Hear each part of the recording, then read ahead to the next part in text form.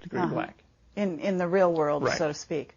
Right. Now, you also said something in an interview that I read that said something about having remembered when you started teaching karate. This is how you triggered some earlier memories of all this. Right. There was one incident in particular. I had a friend of mine who was an ex-Green Beret, and he wasn't a regular. He would come in and work out with me when he was home on leave or those kind of things. And we're sparring one night, and he's a big, rough, broad-boned guy, okay? He's going to go in a bar and wipe half of it out and everybody sweat. So we're sparring, and I did a technique that when he came up off the floor, he's angry, bumfuzzled. He's like, where did you learn that? And then it hit me. I don't have a clue. Where did I learn that? And he said, that came straight off the farm. I'm only 19 years old. I said, farm? What are you talking about? Cattle farm? Pig farm? I didn't have a clue. And he said, the CIA training facility, the farm. And little things started clicking. Okay? And when I really started to get memories back was about 8-9 years ago when I had an automobile accident. And it ruptured 3 discs in my neck. And when they finally gave me the MRI, the electromagnetic resonance didn't mesh with the cranial implant. That you had gotten... Somewhere, somehow, I have a cranial implant.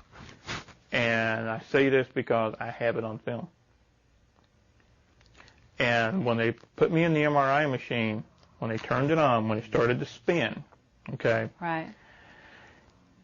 Imagine tremendous pain. Also imagine you're in there and you see 1,000 TV screens and they come at you at once. On each one of those TV screens is a picture. Each picture is a memory. And it's just coming. That's amazing. That's how I started to get total memory again. And now, I don't know, was this also correct? You were screaming and the engine, yes. the MRI blew up? Or? The MRI the machine itself caught on fire.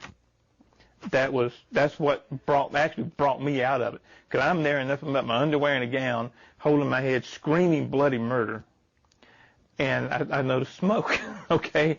And the techs come out, nurses come out, and they grab me, and they want to do all this to get me out of there. They start with the fire extinguishers and all that. Wow. Now, do you have the cranial implant to this day? It's still there. It's still there. It's just, from what I understand, it's not working. Oh. And what makes you think it's not working? Because I haven't been used anymore. I haven't had the blackout spell and be gone for 3 or 4 days or a week with no memory. Okay. They stopped. This one is dead center in the brain. It looks like a grain of rice, and it's just dead center in the brain. So it's right that there. small? It's that small. Wow. And I've had it checked through independent sources, and they look at it and like, you got a problem. It's got to be removed. Man, you're going to die. I said, no, it's fine. Don't worry about it. I don't tell them what it is. Okay? I just want their opinion. I want to hear what they have to say. I don't say anything unless I have the proof, or I have someone else who's willing to sign a deposition saying that they were there, they saw it, they know. If I don't have proof, I'll say, this is what I think. Okay. So back when you're a child and you go to the hospital, you said, did you have something going on with your body that they changed at that time? Do you know what happened? I remember going through a procedure, okay, and I remember waking up, and the machine, so this would have been 1969, okay, and I remember the machine was about the size of this table, canvas wrapped, and they were bringing it down on top of me, and it would get hot. And I wasn't supposed to wake up. I was supposed to be drugged completely. Well, I woke up in the middle of it. And I remember being dozens of tubes laying to each side of me where they had been plugged in one at a time. Wow. Now, what happened? I don't know. Now, did you have uncommon strength, or were you, did you notice drastic changes in your outlook towards reality? I mean, at 14, this is probably hard to tell, but, as time went on, do you think that you developed at a different rate than other children? Yeah. Because of maybe some of this? I think so. I've always been stronger, faster, more endurance than anybody around. And that is also the same with all of us that came out of these projects. Mm-hmm. That's part of the super soldier structure. They want the super soldier to be just that super, beyond normal, faster, stronger, more endurance, pain tolerance, et cetera, on and on and on. That's what they want. So can you tell us what abilities you have? But if at the peak of your performance, if you want to call it that, what do you think you were capable of? Physical ones, yeah, I've kept. The paranormal abilities, I have kept some. The main paranormal abilities come out when the alternate personality comes out. That's one of the things that they did to us. They gave us alternate personalities. So we were trained in the alternate personality. I have witnesses that have saw me bust heavy bags with one punch. You're not supposed to be able to do that.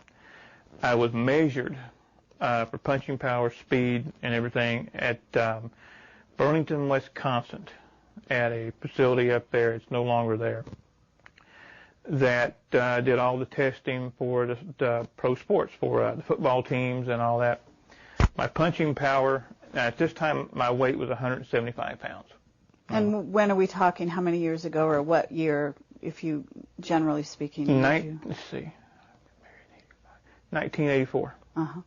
In the spring of 1984. Okay. And the testing came out as unreal. My punching power was heavier, stronger than that of a super heavyweight boxer. My kicking power and speed was even more than that. My kicks in my right leg were 120 miles an hour.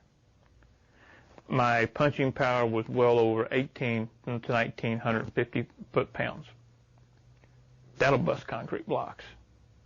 Okay, now in terms of your psychic ability, what were those abilities? My primary psychic abilities, and the ones that I have kept in this personality, is being able to get in someone's mind, being able to foresee what's events in real time. And when I mean get in someone's mind, I don't mean read their mind, read their thoughts, hear their thoughts.